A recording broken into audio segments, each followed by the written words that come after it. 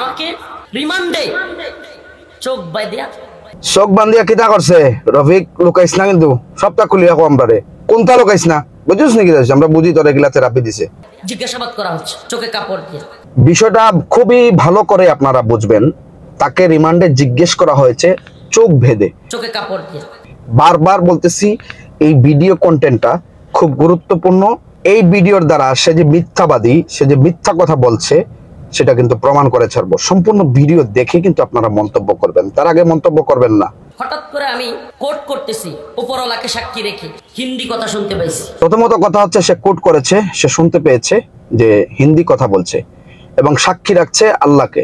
প্রথম কসম কাটছে, এই 1 নাম্বার কসম যেটা কাটলো মানুষকে বোঝানোর জন্য, আমি আপনাদেরকে বলতে চাচ্ছি সে হিন্দি কথা শুনেছে, বলেছে। ঠিক আছে, পরবর্তী তার অংশটা আমরা শুনি। এরা আমাকে জিজ্ঞেস করতেছে হুজুর বলেন তো আমরা কারা? আমার কিছুটা আন্দাজ হইছে হিন্দি কথা কয় এরা তো রয়্যাল লোক হইতে পারে।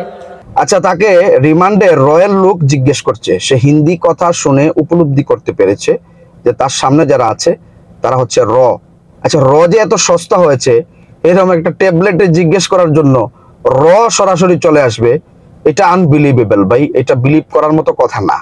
প্রথমত তার যে মিথ্যাটা সেটা এখানে চললো না, আমরা এটা খাইলাম না। এবার প্রশ্ন করতেছে হুজুর আচ্ছা বলেন তো এদেশে এমন কিছু বক্তা যারা একটু জজবাতি গরম বয়ান দেয়, মানুষকে ইয়া করে, এদের কয়েকজনের নাম বলেন। আমি সর্বপ্রথম আমার নাম বলছি। এখানে সে যে কথাটা বলছে যে হুজুর বলেন তো বাংলাদেশে গরম বয়ান কারা দেয়, তাদের কিছু লোকের নাম বলেন। এখানে নাম বলার কথা বলা হয়েছে, সেও কিন্তু এটা স্বীকার করছে, নাম বলার কথা বলেছে। সেও বলেছে নাম বলেন, সে প্রথমেই তার নাম বলেছে। কথাগুলো খুব ভালো করে বুঝবেন, তার মিথ্যাচার কি পরিমাণ।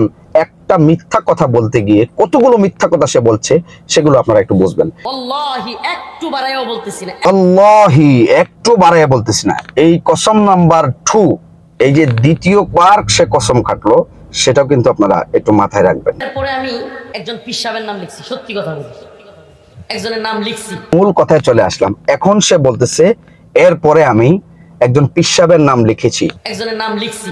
একটু আগে যে ভিডিও ফুটেজটা আমি আপনাদেরকে বলেছিলাম যে সে বলেছে যে তাকে বলার কথা বলা হয়েছে, কিন্তু একটু পরে মানে 2টা লাইন পরেই সে বলেছে যে সে লিখেছে।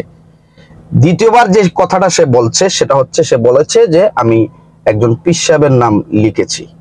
আশ্চর্য ভাই, এরকম ডাহা মিথ্যা কথা তুই কিভাবে কস? মানে এটা তো একটু কি তোর দয়া মায়া লাগে না ভাই? এরপরে মামুন শাহ হুজুরের নাম লিখছি, এরপরে বনবী ভাই। আসলে যাদের নাম লিখছি মোটামুটি সবাই গ্রেফতার।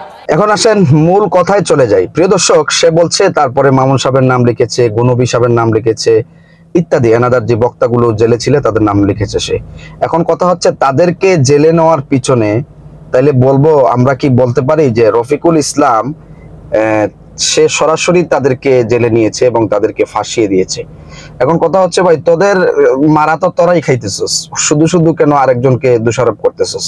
দ্বিতীয় নম্বর কথা হচ্ছে সে বলেছে তাকে চোখ বেঁধে রেখে তাকে বলতে বলা হয়েছে, কিন্তু সে সেখানে বলেছে ভিডিওর লাস্ট অংশে যেটা বলেছে সে যে তাকে বলা হয়েছে লেখার জন্য, সে বলেছে লিখে দিয়েছে। আসলে এই ধরনের মিথ্যাবাদী তার চোখ বাঁধা অবস্থায় সে লিখলো কিভাবে? সে কিভাবে লিখলো এটা আমি আপনাদের কাছে প্রশ্ন রেখে দিলাম। সে লিখলো কিভাবে চোখ বাঁধা অবস্থায়, আবার লাল কালি দেখাইটাও দিছে এই ররা, তাইলে সে এটা দেখলো কেমনে আর এটা লিখলোই বা কেমনে? কত বড় মিথ্যাবাদী চিন্তা করে দেখেন। রফিক, তোমাকে ছোট হিসাবেই বলবো, তুমি তো বয়স অনেক ছোট, সংযত হয়ে কথা বলো, ভদ্র হয়ে কথা বলো। আলেম হয়েছো তার মানে তুমি বিশাল কিছু হয়ে গিয়েছো, ব্যাপারটা কিন্তু এরকম না। যদি উল্টাপাল্টা কথা বলো না, পাবলিক কানের নিচে দিবে কিন্তু কান গরম কইরা। কথাটা মাথায় রাখো। ভালো থাইকো, আলেম হইছো, দিনের খেদমত করো, উম্মতের চিন্তা করো। আউল ফল কথা বইলা কানের নিচে 2টা খায়ও না, কানের নিচটা গরম করো না। ভালো থাইকো।